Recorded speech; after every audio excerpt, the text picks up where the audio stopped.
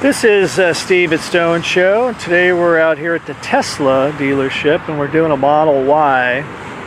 Unfortunately, a lot of the Teslas, there are not factory fasteners that we can typically use. There are some push pins which you can't really use, so we're going to do a fitment on this Model Y, but we have to drill underneath because there's just no fasteners to use. So all right, I'm going to turn it over to Mike here and we're going to get started.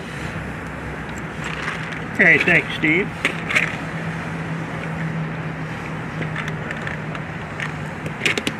All right, so like Steve said, this one does not have any factory fasteners we can take advantage of. So if you look underneath here, it's just perfectly flat. You have a push pin here and a push pin here, and there's some down there that takes it off. But we're going to be mounting into this panel right here.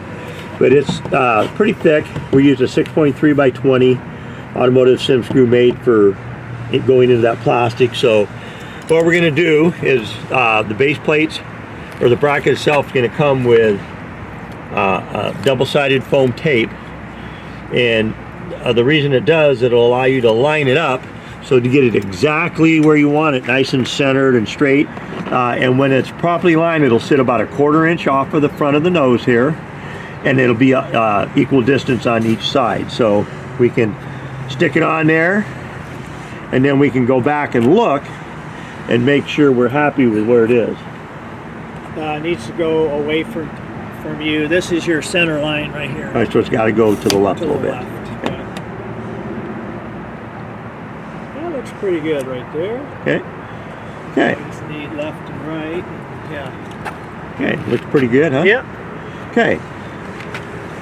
All right, so now that we've done that and we're happy with the alignment, we've got it. You can see the foam tape, so we just leave the foam tape in place. Everything, it'll actually keep it in place, so we can remove the front now.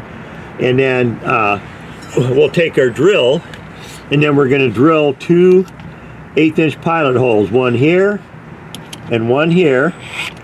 And then that's going to allow us to use the 6.3 by 20s, and we're going to start these in here, and then we're going to use our 10mm socket, and we're going to begin to tighten them. Get your 10mm socket, and you're going to use 6.3 by 20 screws on this.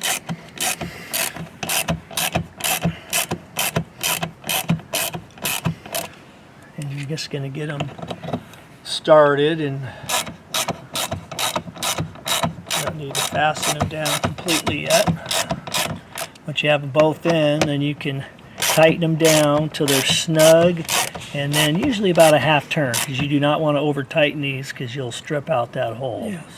So basically flush and a 1/2 or 1/4 to a 1/2 turn. Right, flush, 1/4 to about a 1/2 turn, and you can feel the resistance, and there you go. So now that we've put the screws in and the base plate's attached, now we're going to go ahead and install the front, and that's accomplished by just putting the front plate in, pulling the pull pin, and pushing it till it locks into place. And there you go. Yeah, make sure you periodically lubricate the pull pin, and also if you go through a car wash, make sure you remove the front. And from here, you just get your license plate and attach it to the front plate there, and you're done. We're going to now show you how to mount the license plate to the front bracket. You're going to take your plate, take the screw, put it through the plate, then line it up on the bracket like so.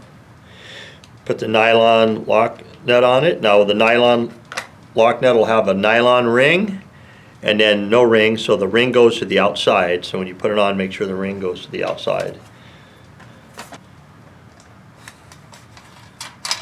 And then take your 10mm socket or wrench, if you have just a wrench, Phillips screwdriver, and just tighten them up.